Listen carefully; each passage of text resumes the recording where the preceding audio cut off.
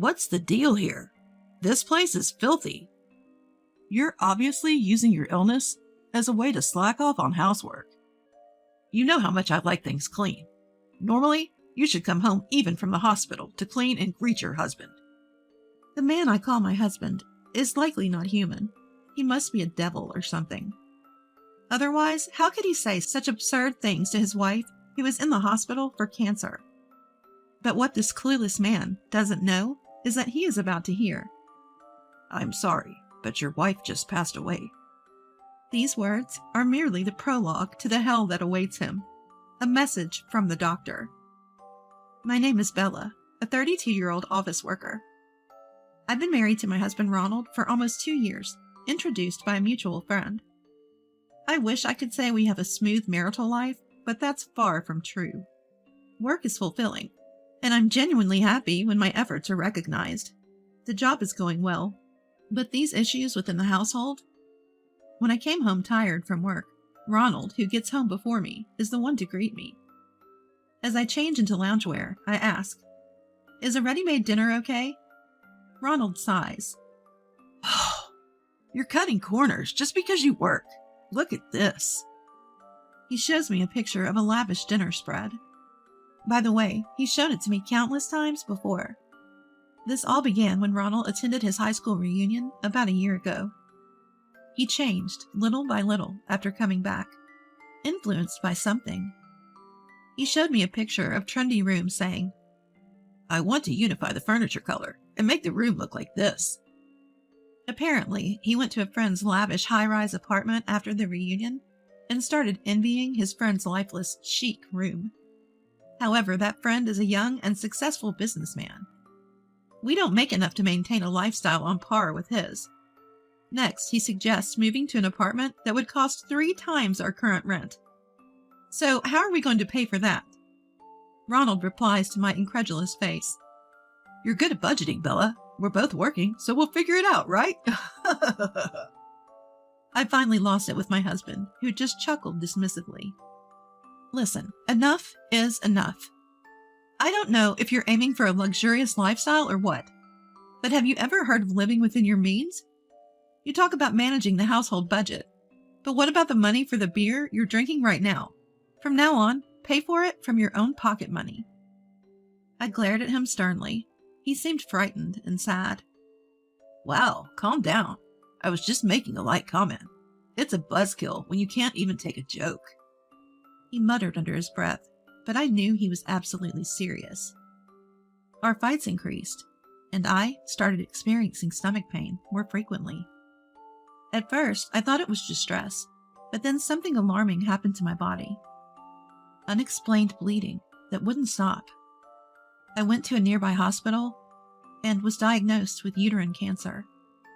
I shivered involuntarily, even though it wasn't cold. The doctor then asked me, "Do you plan on having children in the future?" I was in such a bad condition that preserving my uterus was unlikely.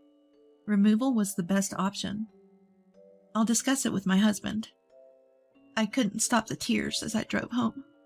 Losing my uterus meant I could never have children again. How will Ronald react? He loves kids. What if he leaves me? When I got home, my husband and I had a long, heartfelt discussion about the diagnosis, treatment, and how he felt about it all. He was deeply shocked, but we made a decision. I took a leave of absence from work and began my treatment. Ultimately, we chose to proceed with a hysterectomy followed by chemotherapy. On the day of the surgery, my husband took time off work to accompany me to the hospital. Even though I wouldn't be home for a while, he seemed oddly cheerful, which struck me as strange. After enduring an 8-hour major surgery, I lost my uterus. The doctor explained that I was at the lowest stage of the disease. During my hospital stay, co-workers and friends came to visit. When a friend with a child came, my heart ached with guilt. Walt and Amelia, my father-in-law and mother-in-law, who lived nearby, also visited. Amelia followed her words of sympathy with, "We understand it's hard for you, Bella, but going forward, please manage the household and finances well." Walt immediately intervened. "Not now, Amelia. Bella, don't worry about it. I didn't understand their intentions at the time. As for my husband, Ronald, every time he came to visit, he was oddly upbeat. You're going to be surprised when you get out, Bella. Just look forward to it. I had thought there might be a surprise waiting for me based on what my husband said. But honestly, I was just happy that he visited me in the hospital. After a while, I got a temporary discharge from the hospital. I was thrilled to return home after so long, but I realized I would have to be readmitted soon for chemotherapy. My husband picked me up and said, "Don't be shocked when you see the house, okay?" A feeling of unease washed over me. What? What is this? The moment I walked in, I was stunned. Our home had undergone a complete transformation. What used to be a light, airy space with white tones was now dark and chic, filled with black furniture. My favorite sofa, table, and even the rug were gone. In their place were pieces that catered entirely to my husband's taste. Even the appliances were new and black, as if coordinated to match everything else. When I froze in shock, my husband gleefully said, "Cool, right? I did this all by myself.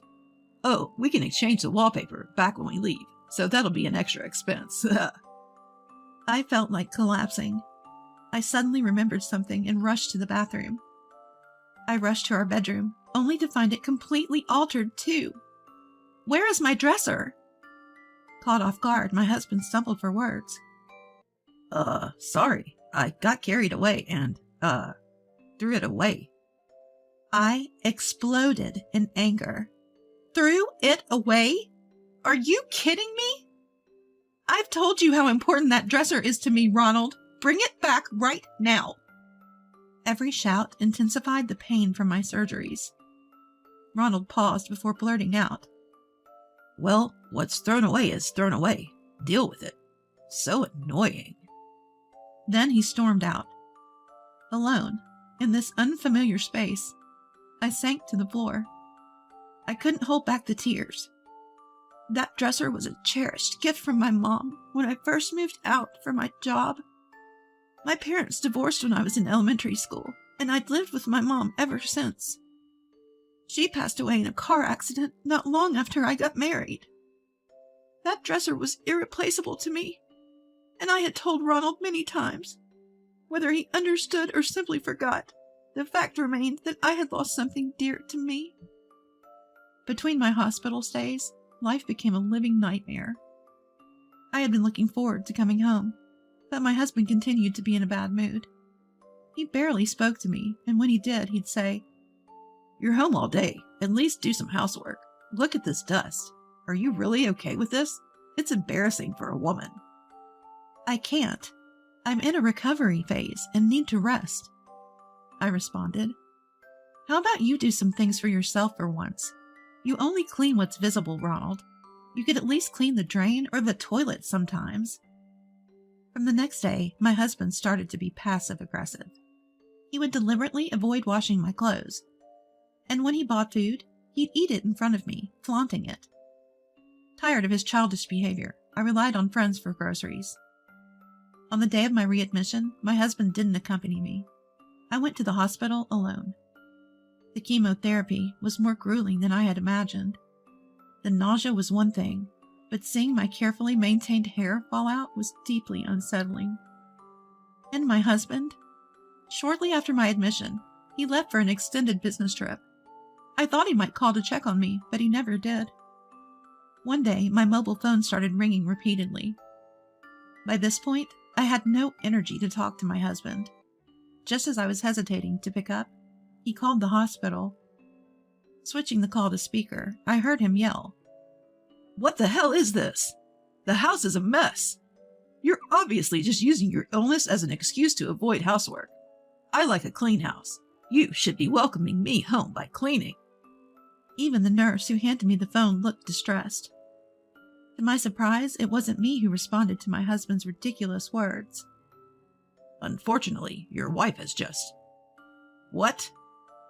"She just finished her discharge briefing and is about to handle some paperwork. Could you please not disrupt her with your nonsense?" My husband's flustered voice came through the phone. If you'd been listening, who do you think you are? You could just clean yourself. I've been a doctor for many years, and I've never met someone as unreasonable as you. You're annoying. The attending doctor promptly hung up. The doctor quickly composed himself. I apologize for my outburst. I have a daughter, and I got emotional. Don't worry about it. Thank you, doctor. I plan on divorcing him anyway, so it's no big deal. Upon hearing my response, the doctor smiled, clearly relieved. Well, that's good to hear. After getting discharged from the hospital, I headed straight to a particular place. Not long after, my husband Ronald burst into the room. His face flushed. Bella, why are you here? Seeing me, he didn't offer a word of concern. He just stood there frozen. It's Bella's discharge day, so we came to pick her up. Now sit down, Ronald. Amelia, sitting beside me, said coldly. It looked like Ronald was hiding something. He blinked rapidly, visibly shaken. Don't you think you owe Bella and us an apology? Amelia said, but Ronald remained silent. Ronald, you asked us for financial help, claiming that Bella was overspending. Isn't that all a lie? Walt's furious voice echoed throughout the room. Ronald had been lying, and it was a pretty nasty lie at that. During my second hospital stay, Walt and Amelia had told me something. Bella, we know it's not the best time, but we're not exactly flush with cash either. We hope this will be the last time we have to lend you money. Amelia said with a concerned expression. What are you talking about? We looked at each other and realized for the first time that Ronald had been lying outrageously. It turned out Ronald had been getting financial help from Walt and Amelia, claiming that my overspending was straining our budget. Feeling emboldened, he'd approached them for money several times. If it's hard for you to say, I can talk to Bella about it. Amelia had offered, but Ronald had flatly refused. Naturally, his story was pure fabrication. Even Walt and Amelia had grown suspicious of Ronald, who kept asking for money while I was hospitalized. Then he apparently pleaded for help again, claiming my hospital bills were astronomical. Upon hearing this, I instantly knew where the money was going. I said to Walt and Amelia, once you step into our home, you'll quickly see what Ronald spent the money on. I handed them the house key. As expected, Walt and Amelia came back to the hospital room with astonished looks on their face. What's up with that room? How much did it cost to change it like that? I didn't hold back when I told them that Ronald had acted on his own without consulting me. I explained about the terrible treatment I received during my temporary discharge from the hospital, and said I had no intention of continuing our married life, and was planning to divorce him. The most frustrating part was that he threw away the dresser my mom had bought for me. I'm not coming back. Amelia grabbed my hand. Her eyes filled with tears. The dresser? He threw away the dresser from your mom? Ronald will pay for this. Amelia became very emotional. In fact, Amelia and I had an awkward start. But during a visit to her family home, I had admired a beautiful chest. It's lovely, I commented. Amelia beamed. Actually, this chest was passed down from my grandmother to Mom, and from Mom to me. When I told her about my cherished dresser, she responded, That's so wonderful. Keep it close. I don't have a daughter, so if you want, this chest is yours. I was really happy when she told me that. I have no intention of continuing as a couple with Ronald. Think about it. If the roles were reversed, I'd want to slap you right now. Ronald, now yelling, responded, Divorce is extreme. You should be grateful. I made that room stylish.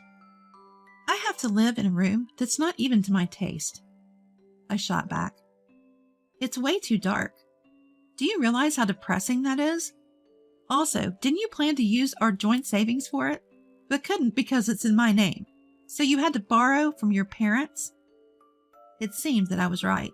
Ronald's face turned bright red, and he was speechless. We had a dual income arrangement. Living expenses went into an account in Ronald's name, while savings went into an account in my name. The primary purpose of those savings was for when we had a child. It seems like when I got cancer, Ronald thought, We can't have kids anyway. Might as well use that money for whatever I want. I was heartbroken by the situation. Can't you see how much I've cherished Bella? How can you even talk about divorce? This is unfair. I looked at my sobbing husband with cold eyes. That's when Amelia, who was sitting next to me, chimed in. Someone who really cares wouldn't say such awful things. It's no big deal if the house gets dusty when no one's there. Walt and I were right there when you made that ridiculous call to the hospital. We were so disappointed we could cry. Walt's face was flushed red, staring down at my husband. It was a relief to have reasonable people on my side. I finished my treatments, but that doesn't mean I won't relapse.